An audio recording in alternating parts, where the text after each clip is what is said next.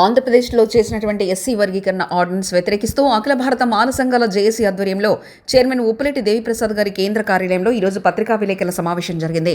Chairman మాట్లాడుతూ ఈ వర్గీకరణ ఆర్డినెన్స్ అశాస్త్రీయంగా ఉందని, కేవలం రాజకీయాల మైలేజ్ కోసమే చంద్రబాబు నాయుడు ఈ వర్గీకరణను వాడుకున్నాడని, వర్గీకరణ ద్వారా ఎస్సీలందరూ కూడా నష్టపోతున్నారని, ముఖ్యంగా మాలలకు అన్యాయం జరిగిందని దేవిప్రసాద్ చంద్రబాబు నాయుడు యొక్క రాజకీయ జీవితాన్ని తూర్పారబట్టారు. ఈ కార్యక్రమంలో అఖిల భారత మాల సంఘాల జేఏసీ వైస్ చైర్మన్ గుర్రం రామారావు, మాజీ డీఎస్పీ రవికుమార్, గుంటూరు నగర అధ్యక్షులు నల్లపు నీలాంబరం, జోరగా రత్నం, విప్పర్ల విజయభాస్కర్, కనకవల్లి వినయ్ కుమార్, డాక్టర్ అంజయ్య తదితరులు పాల్గొన్నారు. వర్గీకరణ అనేటువంటిది ఎంపీ ఎమ్మెల్యేలకే కాదు, ఓసీ కులాలకు కూడా వర్గీకరణ చేయండి. క్రిమినల్ మాకే ఎందుకు?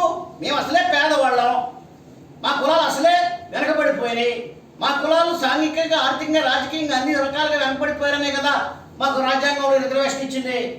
మీరు ఒక తరం అవగానే అయిపోయారా? డెవలప్ అయిపోతారా? ఉద్యోగం ఎంతమందికి వస్తుంది? ఇంత కోట్ల జనాభా, కోటి జనాభా ఉన్నారు. కోటి జనాభాలో మీరు ఇచ్చే ఉద్యోగాలు ఎన్ని? అందులో ఎస్సీలకి బాలలకు వచ్చే ఉద్యోగాలు ఎన్ని? దానివల్ల కులం అంతా బాగుపడిపోతుందా? కాబట్టి అందరిలో పేదరికం ఉంది, అందరిలో అసమానత్వం ఉంది, అందరిలో కూడా మరి పేదరికం ఉంది. దీన్ని మీరు గుర్తించండి. సమానత్వం అనేది అన్ని కులాలకు రావాలి. మా ఒక్కదానికి క్రీమీ లేయర్ పెట్టి మీరే తినేస్తున్నారు, అది చేస్తున్నారు, అది కరెక్ట్ కాదు. కాబట్టి క్రీమీ లేయర్లో ఆర్డినెన్స్ చెప్పలేదు కాబట్టి దాని మీద మేము పెద్దగా మాట్లాడలేదు. కాబట్టి ఇక్కడ రెండోది ఏంటంటే, మా యొక్క అభ్యంతరం ఏంటంటే, సుప్రీంకోర్టు ఏం చెప్తుందంటే సిమిలారిటీ ఆఫ్ సిట్యుయేషన్ ఉన్నప్పుడు ఇంకా వెనకబడిపోయి ఉన్నట్లయితే అప్పుడు ఏదన్నా బెనిఫిట్ చేయమంటుంది. ఎలా చేయమంటుంది? ఇప్పుడు పంజాబ్ ప్రభుత్వం ఏం చేసిందంటే, ఉన్న రిజర్వేషన్లో 25% ప్రిఫరెన్షియల్గా 2 కులాలకు ఇచ్చింది. ప్రిఫరెన్షియల్ ట్రీట్మెంట్ ఇచ్చింది. ముందు వాళ్ళకి ఇవ్వాలి.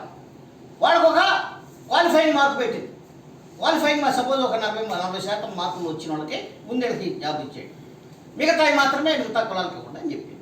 సపోజ్ ఆ 40% మార్కులు వాళ్ళకి రాకపోయినట్లయితే మళ్ళీ మొత్తాన్ని తీసుకెళ్ళి ఆ యొక్క కామన్ పూల్లో కలిపేయండి. ఈ 25% కూడా దాంట్లో కలిసిపోయి అందరికి కామన్ పూల్లో తీసుకోండి అని చెప్పింది. అది పంజాబ్ ప్రభుత్వం చెప్పినటువంటిది. దానికి మరి ఇక్కడ ఎట్లా అప్లై అవుతుంది? అట్లా చేయకోకుండా ఈయన ఏదైనా కులానికి ప్రిఫరెన్షియల్ ట్రీట్మెంట్ ఇస్తే ఓకే కొంతవరకు. అది కూడా ఎప్పుడు చేయాలి? దాని అవసరం ఉందా లేదా? డేటా ఉందా లేదా? దాని మీద వెనకబడిపోయారా లేదా? దీనికి మీరేదో కులాలని మీకు మీ పార్టీకి సపోర్ట్గా లాక్కోవటం కోసం రాజ్యాంగాన్ని మరుస్తుంటే ఎట్లాగండి?